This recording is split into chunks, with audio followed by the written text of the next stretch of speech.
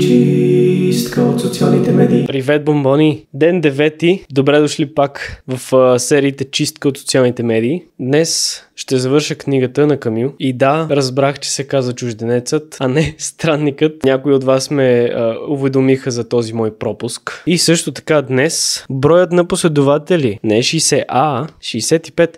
Пак супер много благодаря, че ме следвате изобщо. Аз ще продължа да качвам независимо дали имам или нямам последователи, понеже то е за мен това цялото нещо. Но това, че и вие ме следвате, със сигурност доста помага. Също днешния епизод мисля да го направя малко по-рефлективен. Ще се върна назад за тия 8 дена плюс днес, които съм правил тази чистка. Ще преценя дали това, което правя е удачно и дали всъщност и вие трябва да го направите. Може би ще ви спълна малко, но всъщност май трябва и вие да го направите. Ще си дам пълното мнение след като прочета книгата. До след малко. Добре, бомбони, приключих Чужденецът на Камю. Книгата е написана по един, както вече споменах предишни мои наблюдения, по един много безразличен начин. Или поне погледът на главния герой е безразличен спрямо света. Много екзистенциален.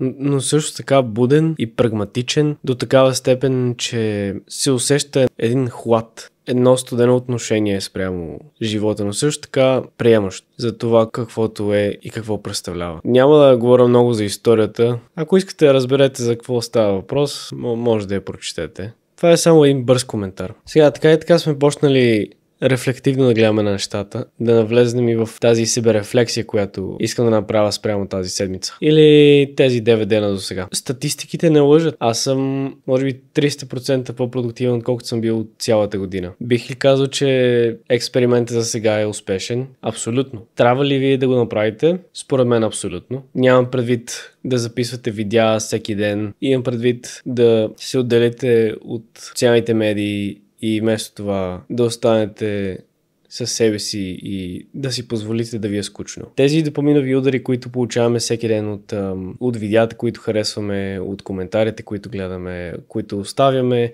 сторитата, очите, получаваме от хора, които дори не познаваме или никога няма да видим. Това води към едно пренасищане на допаминовите рецептори. Те просто са изпържени в един момент и просто човек навлиза в един стадий на недостатъчност. Понеже когато получаваш допамин в изобилие, единствено мога да го задоволи и нещо по-екстремно. В телефоните ние реално не почиваме, понеже мозъкът не ни спира да работи и не му даваме и шанс той да бъде креативен и да измисли решение на проблем. Обаче не усещах колко е така, докато не започнах реално тази чистка. И правейки я, всъщност разбирам всички тия проучвания, които са били правени или всички тия наблюдения. Според мен всеки за себе си трябва да го направи този експеримент. Този детокс или това отдръпване от социалните медии, понеже то ни помага да бъдем по-човешки, по-истински, не да бъдем толкова безмислени консуматори. По-скоро безцелни консуматори. И да, трябва ли да го направите? Всеки според мен трябва да го направи. Но да, бомбони, нека сега се фокусираме на статистиките за този челендж, поне преди 10-я ден.